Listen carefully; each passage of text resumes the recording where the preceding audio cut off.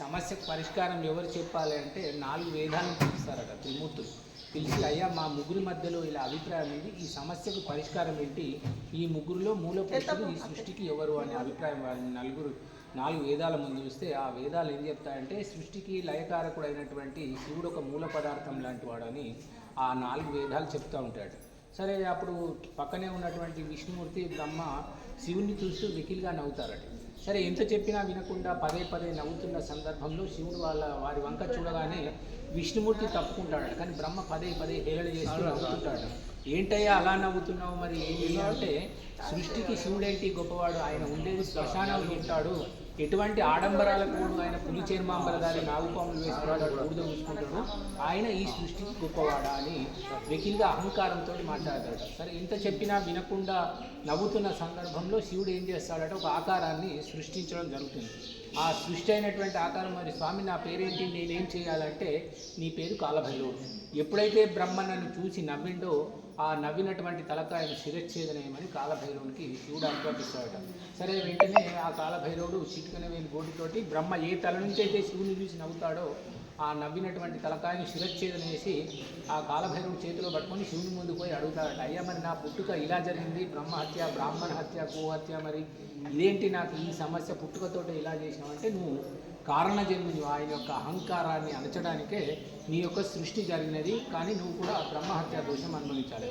సరే, మరి ఏం చేయాలి అంటే ఆ దోషం పోవడానికి చేతిలో పుర్రెను పట్టుకొని అన్ని తీర్థయాత్రలు సేవిస్తూ వెళ్ళి అప్పటి వరకు నీకు ఆద్యులేశ రూపకంగా బ్రహ్మహత్యా దోషం అనేది వెంబడిస్తుంటారని చెప్తాడు. సరే, అప్పుడు కాలభైరవుడు ఆ చేతిలో పుర్రెను పట్టుకొని అన్ని తీర్థయాత్రలు సేవిస్తూ చివరికి కాశీ నగరానికి వెళ్ళి అక్కడ కాశీ గంగలో స్నానం చేయగానే అక్కడ కాశీలో ఆ కాలభైరవుని చేతిలో ఉన్నటువంటి బ్రహ్మ యొక్క తలకాయ పురభాగం పడిపోతుందట. అప్పుడు వెంటనే కాలభైరవునికి శివుడు వచ్చి, అయ్యా కాలభైరవాని యొక్క బ్రహ్మహత్యా దోషం అనేది కాశీలో తొలగిపోయింది కాబట్టి నేను కాశీకి క్షేత్రపాలకునిగా నియమిస్తున్నాను. కాబట్టి కాశీలో శివుడు జ్యోతిర్లింగమైనప్పటికీ దేవతలు, రాక్షసులు, మనిషి, క్రిమి కీటకాలు ఏదైనా సరే ఫస్ట్ కాశీలో అడుగుపెట్టగానే కాలభైరవుని దర్శించుకొని ఆ శివుని దర్శించుకుంటే ఆ కాశీ క్షేత్రానికి పోయినటువంటి ఫలితం వస్తుందని చెప్పడం జరిగింది.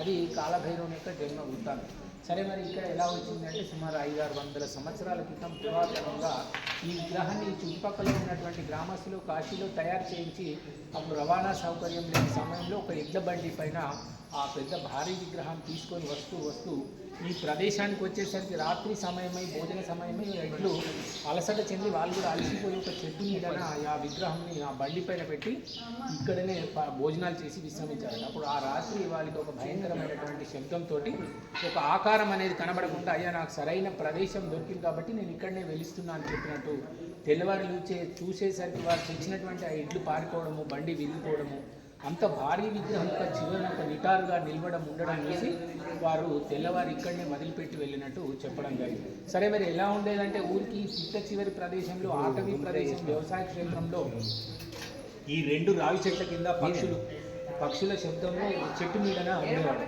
వర్షంలో తడిచి ఎండలో ఎండి ఓపెన్ టాప్ ఏముండేది చిన్నగా, అంత వ్యవసాయ క్షేత్రం కాబట్టి మనకి కంప అంత బట్టి ఉండేట. సరే, ఎలా ఉండేదంటే ఊళ్ళో ఏదైనా వెంకట ఆరోగ్య సమస్యలు, ఊళ్ళో వర్షాలు పడకపోవడం కానీ ఏదైనా ఆరోగ్య సమస్యలు తీవ్రంగా ఉన్నప్పుడు గ్రామస్తులంతా కలిసి సామూహికంగా పెద్దవారంతా వచ్చి స్వామివారికి ఏం చేసేవారంటే ఆవు పేడ తీసుకొని వచ్చి ఆ సింధూరం దేవుని విగ్రహం కనబడకుండా ఆవు పేడ పూసేవారు. ఆవు పేడ పూసేవారికి 2 రోజులు, 1 రోజు కనుక ఆవు పేడ అంతా కింద పడిపోయేది.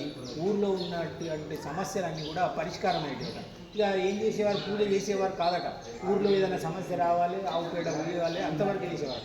సరే, వారిలో వారికి ఒక ఆయన వచ్చి ఒక రోజు నిద్ర చేస్తే స్వామివారు మరి నేను గ్రామాన్ని అంతటిని రక్షిస్తున్నాడు, ఏదైనా పూజలు చేయాలి కదా అని ఆయనకు అట్లా చెప్పినట్టు అదే రోజు రాత్రి తెల్లవారి మరి ఆవు పేడ పూసే వాళ్ళందరినీ పిలిచి, అయ్యా మరి స్వామివారు నాకు రాత్రి ఇట్లా చెప్పినట్టు అనిపించింది కాబట్టి మనం ఆవు పేడ వేయడం మానివేద్దామని చెప్పి అప్పుడు గ్రామస్తులంతా కలిసి పెద్దవాళ్ళంతా కలిసి అప్పటి పరిస్థితులను బట్టి ఈ ప్రదేశాన్ని అంతటినీ క్లీన్ చేసి ధూపము దీపం పెట్టి ఈ విధంగా అభివృద్ధిలోకి తీసుకురావడం జరిగింది.